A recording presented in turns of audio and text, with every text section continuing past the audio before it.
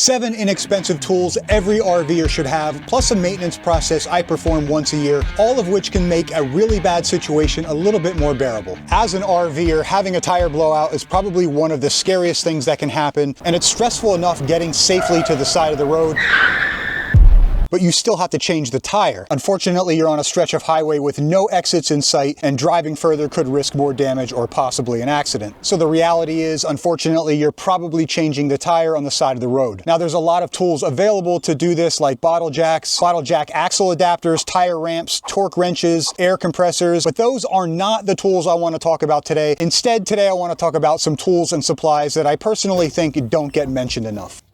Okay, you've managed to safely pull off to the side of the road. Before exiting the vehicle, I'm reaching for my high visibility vest. I always keep one of these in my center console. It's doing you no good if you have to exit the vehicle to get it. These are inexpensive. They increase your visibility on the side of the road, especially at night. Guys, please get one of these. Next, also something I keep in my truck are my mechanics gloves. And while these are nice, these aren't really what I wanted to show you, especially if you're handling a tire that just blew apart. These are going to be much better. Leather gloves, heavy-duty gardener's gloves, or even food grade or butcher's gloves will resist punctures much better than mechanics gloves. Now, these won't give you the dexterity you're going to get with mechanics gloves, but if you're handling a shredded tire with exposed belts or possibly a cracked or really hot rim, these are going to protect your hands much better. So we can exit the vehicle now to start assessing how much damage we have. This next tool comes from our friends in the trucking industry. We've all seen these before, so we know they work, right? I keep these reflective triangle markers in the toolbox in the back of my truck. They're not expensive. I'll put links below if you need to pick one up. And this box contains 3 markers. The first marker goes about 10 feet back on the driver's side. The second goes 100 feet back in the middle. And the last triangle goes 200 feet back on the passenger side. Placement changes if you're on a road with two-way traffic. I'll link to a video down below that goes into more detail. But like your high visibility vest, these are going to increase your visibility. Plus, being that they're 200 feet back, they're going to give traffic a chance to get over to the left lane. Now, this next one may seem like common sense to a lot of people, and while we all love our electric tools these days, myself included, they're not going to help you if your batteries are dead, so get a good old-fashioned breaker bar. The next thing to consider is that when this happens, it may be nighttime. And while flashlights are great, they really aren't the best tool for this type of situation. So instead of a flashlight, pick up one of these headlamps.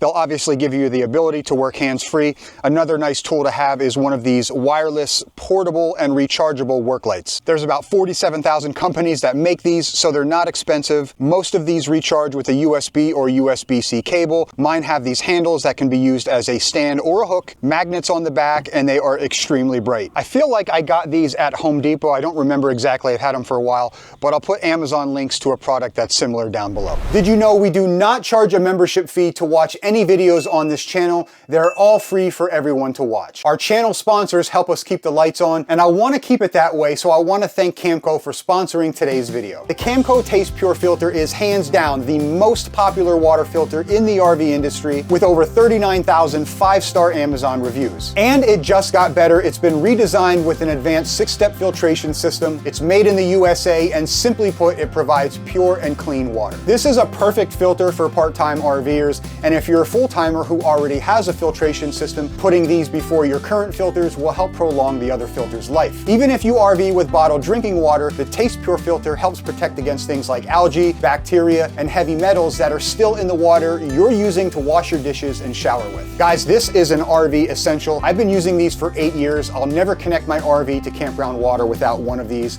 I'll put links down below so you can pick one up. Now, none of this matters, unfortunately, if you can't get the spare tire unmounted and onto the RV or the truck if you lose a truck tire. So at this point in time, I want to show you guys the quick and easy maintenance I talked about at the beginning of the video to make sure I can get these tires down should we need them. Spare tires on RVs are usually mounted on the rear bumper of the trailer. Now, there are some exceptions and of course different locations, but for the most part, these are relatively accessible. So we're not using our spare tire, and the lug nuts for the spare tire can get pretty rusty. You can get a product called BoShield Rust Free, spray it on there, let it sit for a couple minutes, hit it with a wire brush, spray it off with a little bit of water, it'll clean the rust right off, then finish up with a little BoShield T9. I'll put a link down below in the video description, but keep those spare tire lugs free of rust so you can get it off if you need to. It's probably also not a bad idea that once you get everything cleaned off, just crack these lug nuts loose, make sure they're not seized, and if you want, you can apply more rust free or more rust preventative at that time. Jumping over to the spare tire on the truck, I'm gonna grab my lug wrench and extension bars and lower the tire. Spare tire storage storage on a truck is obviously different.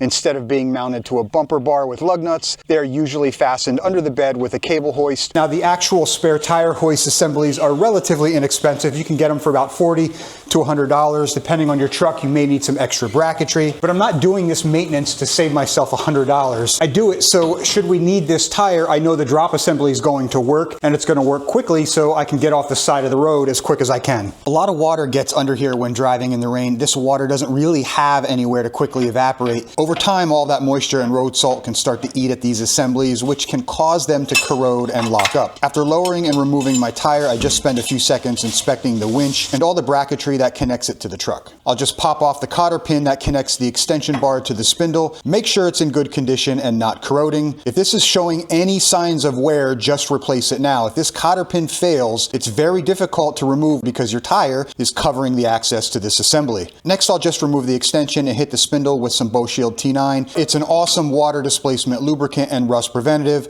It dries so it won't attract dirt later. I'll reattach the extension and cotter pin and give it a few spins to move the lubricant around and behind the spindle. I'll inspect the cable for any damage or corrosion. The majority of this cable is inside the assembly housing for 99.9% of its life, so you probably won't find anything, but if you've never used a spare tire, you might be surprised. I'm also inspecting all the hardware at the end of the cable that holds the tire in place, and all I'm really looking for here, guys, is enough damage that might prevent or advance enough to prevent the tire hoist assembly from working properly within the next year before I do this again. Next, starting at the assembly where the cable exits the housing, I'll apply more T9. This is safe on plastic and rubber, so feel free to use this liberally. I'll also coat the entire cable itself. Since the spare tire is out, this is a perfect time to do a visual inspection, which is another reason I perform this maintenance. It kind of forces you to put eyes on your spare tire, which isn't a bad thing to be doing once a year anyway. Check the treads, check the tire manufacturer date, and of course, a great time to check the tire pressure. My front tires call for 60 PSI, the rears are 80 PSI, so I'm going to keep the spare at 80 PSI since it's quicker to release pressure than it is to increase it. Before putting the tire back up, I'll position it so the valve stem is all the way at the back of the truck for easy access when I'm checking tire pressures. And last, I'm just remounting my spare tire.